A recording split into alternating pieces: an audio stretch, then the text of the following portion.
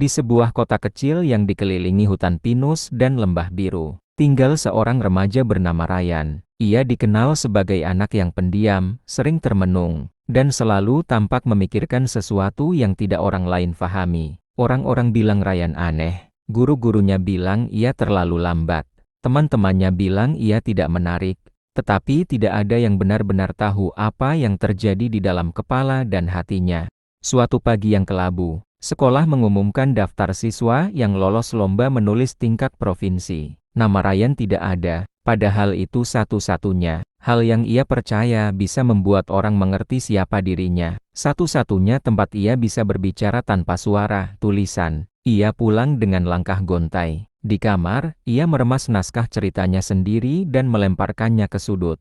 Untuk apa aku berusaha? Tidak ada yang peduli, gumamnya. Malam itu, untuk pertama kalinya, ia merasa benar-benar hampa. Keesokan harinya, Ryan memutuskan untuk berjalan tanpa tujuan. Ia masuk ke hutan pinus di belakang kota tempat yang jarang orang datangi. Udara dingin menusuk, tetapi langkahnya terus maju. Hingga ia tiba di sebuah bukit kecil dengan pohon tua yang batangnya lebar dan berlubang. Pohon itu dikenal sebagai pohon pendoa, sebuah legenda lama yang dipercaya bisa mendengar suara siapapun yang terluka. Ryan duduk di bawahnya. Dengan suara pelan ia berbisik, "Aku capek. Aku merasa tidak cukup untuk dunia ini." Daun-daun pinus bergerak pelan seolah bumi sedang menghela napas. Lalu sesuatu terjadi. Dari dalam lubang pohon keluar cahaya samar, membentuk sosok kecil berbentuk manusia, namun bercahaya lembut. Makhluk itu tersenyum dan berkata, "Ryan, dunia tidak sedang menolakmu. Kamu hanya belum melihat maknanya." Ryan mundur kaget.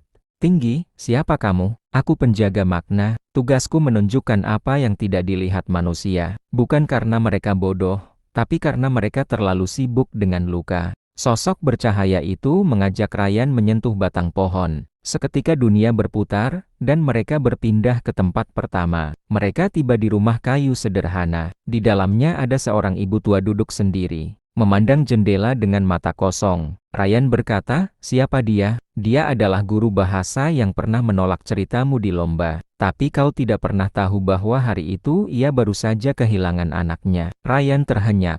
"Setiap orang membawa luka yang tidak kita lihat," lanjut sang penjaga. "Kadang mereka bukan ingin menjatuhkanmu, hanya saja mereka sedang jatuh lebih dalam." Ryan mulai memahami sesuatu. Tidak semua penolakan berarti kebenciannya pada kita. Tempat terang berubah menjadi studio seni. Seorang pria parubaya sedang memahat patung kecil dari kayu. Tangannya kasar, penuh bekas luka. "Dia," kata sang penjaga, "adalah pemahat hebat yang karyanya tidak pernah terkenal. Dunia tidak pernah melihat nilainya. Tapi lihat bagaimana ia memahat. Ia tetap melakukannya, karena itu bermakna untuk dirinya." Pria itu tersenyum pada hasil karyanya sendiri, walau tanpa tepuk tangan. "Ryan," kata sang penjaga, "kadang dunia tidak memberikan panggung untukmu, tapi itu tidak pernah menghapus nilai dirimu." Kini mereka berada di depan rumah sederhana. Terdengar suara batuk, suara piring, suara TV yang terlalu keras. Itu rumah Ryan sendiri. Ia melihat ibunya duduk di dapur sambil menatap foto Ryan kecil. Meski lelah, tangan ibunya merapikan seragam sekolah Ryan untuk besok. "Dia tidak pernah mengatakan ini padamu," kata sang penjaga, "tapi kau adalah alasan terbesarnya untuk terus bertahan." Air mata Ryan menetes. Selama ini ia merasa tidak berarti, tapi tanpa ia sadari, kehadirannya menjaga seseorang tetap kuat.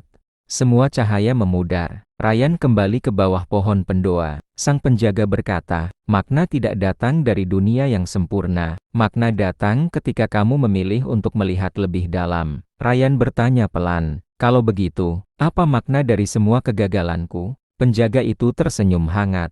"Gagal bukan tanda bahwa kamu tidak pantas. Gagal hanya tanda bahwa kamu sedang bersiap menjadi lebih baik daripada dirimu kemarin." "Lalu, apa makna dari diriku?" "Dirimu adalah cerita yang belum selesai. Tulisannya mungkin belum dipahami orang hari ini. Tapi suatu hari, seseorang akan berkata, 'Aku selamat karena membaca ini.'" Ryan memejamkan mata. Hatinya yang semula hancur kini terasa hangat.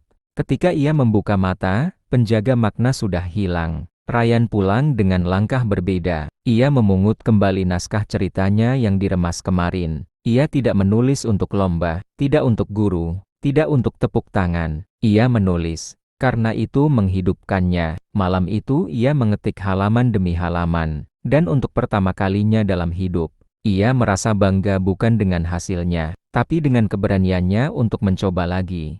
Dunia tetap sama, masih ada luka, penolakan, dan hari yang tidak menyenangkan. Tetapi Ryan belajar satu hal, makna tidak ditemukan di luar sana. Makna ditemukan ketika kita berani melihat ke dalam hati. Jika hari ini kamu merasa kecil, ingatlah, ada seseorang yang menguat karena kehadiranmu. Ada mimpi yang hanya bisa terwujud melalui dirimu. Dan ada makna yang menunggu untuk kamu temukan. Bukan setelah sukses, tetapi justru ketika kamu berjuang. Teruslah melangkah. Karena meski dunia sibuk, meski dunia keras, selalu ada makna untuk setiap jiwa yang mau melihatnya.